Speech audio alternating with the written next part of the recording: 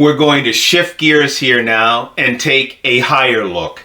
And one area that we've seen over these last 3, 4, 5 years is the creeping forward from the enemy and in our society.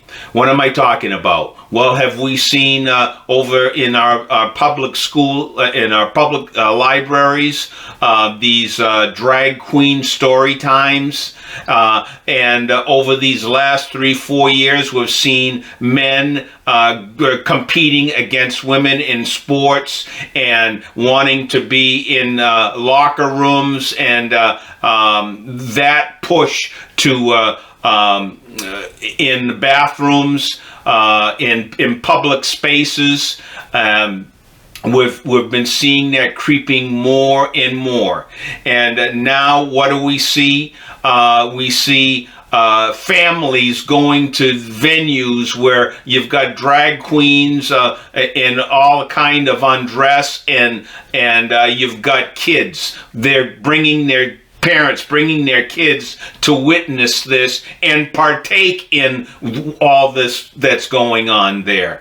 So we're seeing an attack against the family. We're seeing an attack against our children. This transgenderism that we're seeing, where you've got doctors bragging about dismantling and maiming our children. At some of these hospitals, so-called hospitals and children's center. And this is what we're seeing, the enemy, and on full display. I'd like us to take a look at a scripture here. Romans chapter 1, verse 24 through 28. This is Romans chapter 1, verse 24 through 28. Therefore God gave them up to uncleanliness in the lust of their hearts, to dishonor their bodies among themselves, who exchanged the truth of God for the lie, and worshipped and served the creature rather than the Creator, who is blessed forever. Amen. For this reason God gave them up to vile passions, for even their women exchange the natural use for what is against nature. Likewise, also the men, leaving the natural use of the woman, burn in their lust for one another, men with men, committing what is shameful, and receiving in themselves the penalty of their error, which was due. And even as they did not like to retain God in their knowledge, God gave them over to a debased mind to do those things which are not fitting. So here we see a depraved, debased mind, and lost, and wanting to this debased mind wanting to tear others down. That's what the enemy wants. He wants to destroy families. He wants to destroy our children. He wants to tear our churches down. And any institution that is showing the truth of God and the foundations of that truth, Satan wants to tear down. And we need to remember that and pray for our families, pray for our churches, and pray for those men and women that are standing up for truth and protecting our little ones, protecting those unborn, and protecting our children. I'd like us to take a look here. We're going to hop on the Bible bus once again, and we'll be finishing out with in Joshua the last chapters 23 and 24, and we're going to be listening from Pastor McGee J. Vernon McGee will be sharing Joshua's swan song at the end of his life, and he is talking to his people, God's people, and sharing with them and letting them, setting the order straight on what the future will be in God, and pointing the way to the Lord. So here, take a listen to Pastor J. Vernon McGee on the Bible Bus. We come to the 23rd chapter here in the book of Joshua, and the 24th chapter, the last chapter. And here you have the last message of Joshua. And here in chapter 23, there is the call to the leaders of Israel for courage and certainty. And then in chapter 24, the call to all the tribes of Israel for consecration and consideration of the covenant with God. And then you have the death of Joshua. In other words, what Joshua is doing is giving really his deathbed speech. Now, this is something that's becoming very familiar here in the Word of God already in the Old Testament. We had first, you remember, that Jacob called his 12 sons about him, and he gave these prophecies concerning them. And then we had Moses calling the 12 tribes. The 12 sons are now 12 tribes, and Moses called them about him at the very end of his life before he went up into the mountain, Mount Nebo, and then he gave his deathbed word to them. Now here is Joshua, who's been their leader now for 40 years, who's brought them into the land, and he's now giving his final message to them before his death. This is, I think, something to note as we go through. Now, as we come to chapter 23, shall we listen to Joshua? It came to pass a long time after that the Lord had given rest unto Israel from all their enemies round about, that Joshua waxed old and stricken in age. And Joshua called for all Israel, and for their elders, and for their heads, and for their judges, for their officers, and said unto them, I am old and stricken in age, and ye have seen all that the Lord your God hath done unto all these nations because of you, for the Lord your God is he that hath fought for you. Now you notice when he calls these leaders around him, and all of the nation, as it were, are represented here, if not there in person, and he tells them, he says, I'm now ready to retire. I'm a senior citizen, and here's my final word to you. Now you have seen what God has done for you. What he's saying is what Paul will say later on, or did say later on, being confident of this very thing, that he which hath begun a good work in you will perform it until the day of Jesus Christ.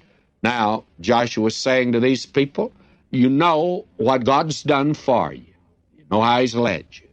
Now he says, verse 4, Behold, I have divided unto you by lot these nations that remain to be an inheritance for your tribes, from Jordan with all the nations that I have cut off, even unto the great sea westward.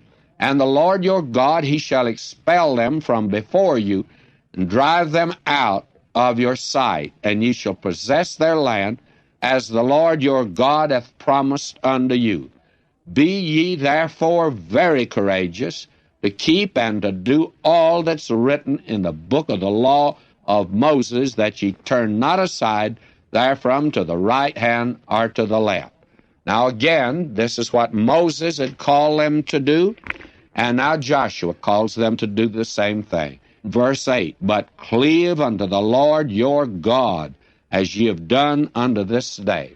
You see, in the time of grave danger, crossing into that land, encountering a land filled with an enemy and giants in the land, and things they did not know or expect, and with all of these things round about them, and fear on every side, it kept them very close to the Lord. Now, Joshua recognized that when they got into the land, they entered rest, they were having peace and prosperity and plenty, that they'd get away from God. And isn't that the story of human nature? Human nature never changes, and today we have the same situation. I was always disturbed after World War II that God had judged Europe and even Russia and Korea and how these other nations had suffered. And we came through unscathed, actually. Then, here, after the war, other nations went through a terrible period, and our nation was greatly blessed, and we entered a period of prosperity and affluence, and we're still in it today. And I couldn't understand it. I thought, it looks like God would judge us. But you know what he did? He did judge us, but he judged us with prosperity and plenty. He tested us. And the real test, the hardest test, was prosperity and plenty. The nation of affluence, nation of great world power. And look at us today. Look where we've come to. I say the judgment of God has been upon us because the most dangerous period any people can go through is not the time of grave danger or the trial or the test. It's when they enter the period of prosperity. And that's the reason that Joshua now is giving them this charge. God has begun a good work in you. He's done these things for you. Now you cleave to him. You stay close to God. You obey him. And if you do that, God will continue to bless you. But if you do not, verse 11, take good heed, therefore, unto yourselves, that you love the Lord your God. Else, if ye do in any wise go back and cleave unto the remnant of these nations, even these that remain among you, and shall make marriages with them, and go in unto them, and they to you, know for a certainty that the Lord your God will no more drive out any of these nations from before you. And judgment of God would be upon them. Now that is the trend and theme of this man's message to his people.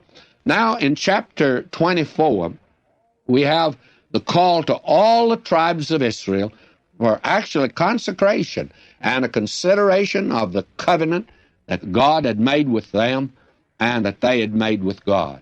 Now notice verse 1, and Joshua gathered all the tribes of Israel to Shechem, and called for the elders of Israel, and for their heads, and for their judges, for their officers, and they presented themselves before God.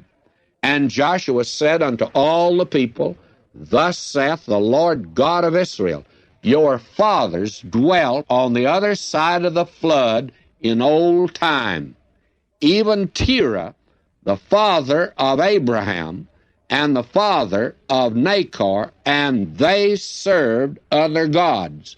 Now this is the thing I want you to notice in this, for this is very important.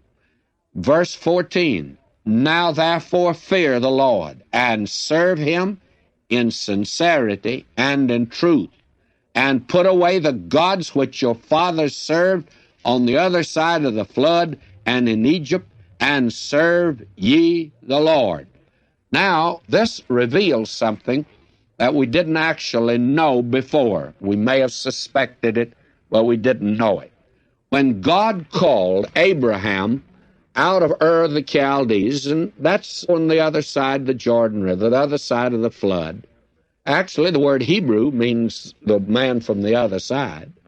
And Abraham came from over there into this land.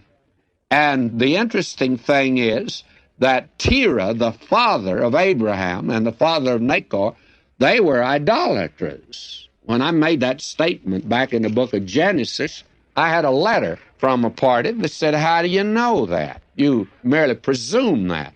Well, frankly, I didn't presume it. I knew this was coming later on, that this would be made perfectly clear to us, that this man Terah, the father of Abraham, was an idolater.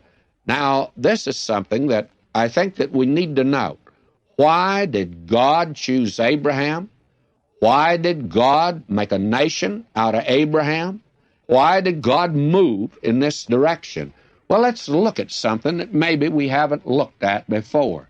After the Tower of Babel, man totally departed from the Lord. Just not some people. When you read the account of the Tower of Babel, actually there was a total apostasy. No one served God, not even Terah, the father of Abraham. They were scattered, and they went out in every direction. And they had a knowledge of the living and true God. And the very interesting thing is that today all of the tribes of the earth, all that are in idolatry, all that are in deepest paganism, and some of them that are the most heathen of all, they are the ones that have a clear-cut understanding that way back at the beginning their ancestors served the living and the true God. But they got away from it. And now at the Tower of Babel, there was total apostasy. Now, what can God do? Well, He's God. He can do most anything, of course. But what can He do that'll be consistent with His person, His attributes, and with His character? How is He going to recover mankind? How will He do it? Man is totally apostate. He could judge the human family and exterminate them. That is, remove them from this earth. Get rid of them. Wouldn't be any point of having a human family on this earth. It could be just as bleak as the moon is, for that matter, friends. God could have made this earth just exactly like the moon if He'd wanted to, but He didn't. And now, if He's going to recover mankind, He's got to get into mankind some way. So what did He do? When He called Abraham, He said to Abraham, I want you to get away. Now, apparently, here is a man who had the knowledge of the living and true God and had a desire in his heart to know the living and true God. And there in Ur of the Chaldees, God said to him, Abraham, get out from your people. Now we know why, don't we? Why did He say, get away from your relatives, get away from Terah? Why? Why, Terah's an idolater, and he's worshiping heathen gods. Therefore, God says to him, get away from all of that. Now, God called Abraham aside in order that through Abraham, God might deal with this man, make a nation, and through that nation, bring into the world the Messiah. Now, He didn't do it in that land. He had to make him a nation down in the brickyards of Egypt. Friends, if He's going to do anything for you and me, it's going to be in the fires. I just don't believe, friends, that He can use a mollycoddle raised in our contemporary culture today and in our contemporary churches today. We have the most sickening group of saints in the average church. Why, they do not know what it is to be loyal and true to God. They don't know what it is to stand for Him. Why, they go off in every direction. Why, a Bible-taught church in a few months can depart from it and be putting on programs that they wouldn't have heard of years ago. Why? Because the human heart is like that. Now, Joshua here gives a warning. He says now, God, on the other side of the flood, He called our fathers. They were idolaters over there, and God called us to get us away from idolatry. The first commandment Moses gave, thou shalt have no other gods before me. And the second, thou shalt not make any likeness of anything. Now they've come into a land where everything is idolatry, and they didn't get rid of all the people in that land, and they are a real danger. And Joshua now is calling these people to a dedication, a real consecration. That is, turning their life completely over to God because they can't even trust themselves. This, my friend, is something that's very important. Now listen to him in verse 15. And if it seem evil unto you to serve the Lord, choose you this day whom ye will serve, whether the gods which your fathers served that were on the other side of the flood are the gods of the Amorites in whose land ye dwell. But as for me and my house, we will serve the Lord. You know, the more I know about Joshua, the better I like him. He has stood down through the years in the church in the shadow of Moses, so much so that we think that he's sort of a miniature Moses. But this man, Joshua, is a man of great stature, a man that God made no mistake in using this man. And we've seen several instances of that. He's an average man. But you know, God can use an average man. And this book shows that an average man that is dedicated to God can be mightily used of God. And so now he says to the nation Israel, and this is free will with a vengeance. He said, do you want to go back to the gods of your fathers, old pagan gods they served? Or do you want to serve the gods of the Amorites? They're all idolatrous. Now he says, you can choose, but as for me and my house, we made our choice. We're going to serve the Lord. My friend, this was a tremendous challenge, and I'd like to add that word to this chapter subject. It's the call to all the tribes of Israel.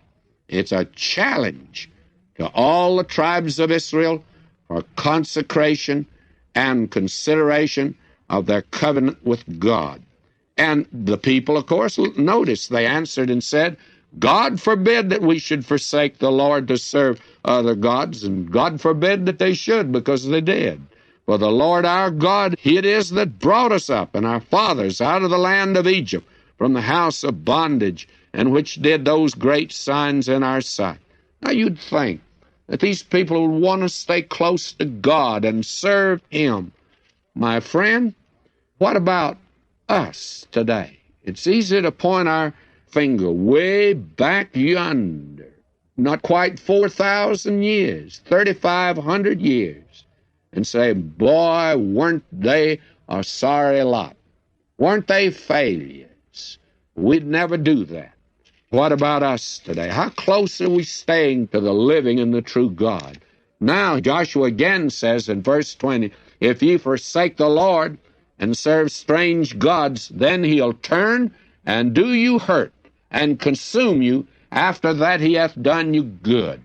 The goodness of God. God has been so good to us. And yet we can go along in a lackadaisical manner and think we can do as we please. My friend, today, God is a God of mercy and a God of love, a God of comfort, God of help. But I want to tell you, He's a God of judgment also. And the people here, though, in verse 21, they said unto Joshua, nay, but we'll serve the Lord. My, I tell you, they sound good, don't they? Now, verse 25. So Joshua made a covenant with the people that day, and set them a statute and an ordinance in Shechem. And Joshua wrote these words in the book of the law of God, and took a great stone, set it up there under an oak that was by the sanctuary of the Lord. In other words, when he wrote this, it was put on the same scroll that the 5 books of Moses were on. Now we have here the death of Joshua. Verse 29, it came to pass after these things that Joshua the son of Nun, the servant of the Lord, died, being 110 years old. And they buried him in the border of his inheritance in Timnath-Serah, which is in Mount Ephraim, on the north side of the hill of Gaash. And I've seen that, friends. As we said before, that Timnath-Serah is a pretty barren place. That's the worst place in that area up there, and it's a beautiful area, but believe me, this is not the place you'd want to choose. This is the land that Joshua had taken. Now will you notice? And Israel served the Lord all the days of Joshua, and all the days of the elders that outlived Joshua, and which had known all the works of the Lord that He had done for Israel. And the bones of Joseph, which the children of Israel brought up out of Egypt, buried they in Shechem, in a parcel of ground which Jacob bought of the sons of Hamor. Now you see, Joseph was the father of the Ephraimites and Manasseh. And so when he had left commandment, we saw that in the book of Genesis, that when they came up out of the land of Egypt, they were to bring his bones, and they brought them for 40 years through the wilderness. Now they're to bury him in that land. Why? He's expecting to be raised from the dead someday in that land. And we're told that they buried him, and the sons of Hamor, the father of Shechem, for 100 pieces of silver, and it became the inheritance of the children of Joseph, that is, of Ephraim and Manasseh. Now, verse 33, and Eleazar, the son of Aaron, died, and they buried him in a hill that pertain to Phinehas, his son, which was given him in Mount Ephraim. Now here is the second high priest that dies, and another one will come on the scene. And Joshua, the leader that followed Moses, he dies now. This book is bounded with death. It begins with the death of Moses. It ends with the death here of Eleazar, and also, of course, the death of Joshua. And the thing that interests me here, though, is that they buried Eleazar in a hill that pertaineth to Phinehas, his son, which was given him in Mount Ephraim. And the question is, the priests were given no land. Yet here is a priest that acquired a nice little piece of real estate. You see, there is the beginning of that departure from the living and the true God. This is a tremendous book. I hope that you've learned to appreciate Joshua and also the tremendous thing that took place when the children of Israel came out of the wilderness and came into that land.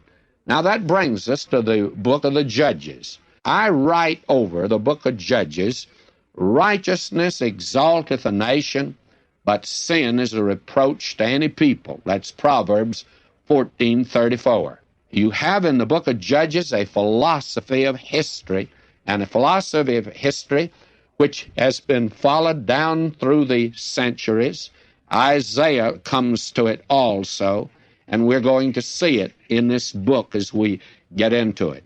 Now, this book apparently, the book of Judges, it records a period between Joshua and also the first king that came on the scene, which was Saul. And it was a period in which judges ruled. And you have here this particular period that's given to us. And the reason I say that this was written in that period is because I think about 4 times here in the book of Judges it says, in those days there was no king in Israel. Evidently it comes from the time when there was a king, and it looks back to the time when there was no king in the land. I think that is obvious there. And I believe that the verse that we'll have to refer to more than any others, the last verse in the book of Judges, in those days there was no king in Israel. Every man did that which was right in his own eyes. Every man did his own thing in that day. And it wasn't good, friends. But we're going to have to leave off there today, and next time we'll get an introduction to the book of Judges that'll be complete, and we'll get started in this remarkable book also. So until then, may God richly bless you, my beloved.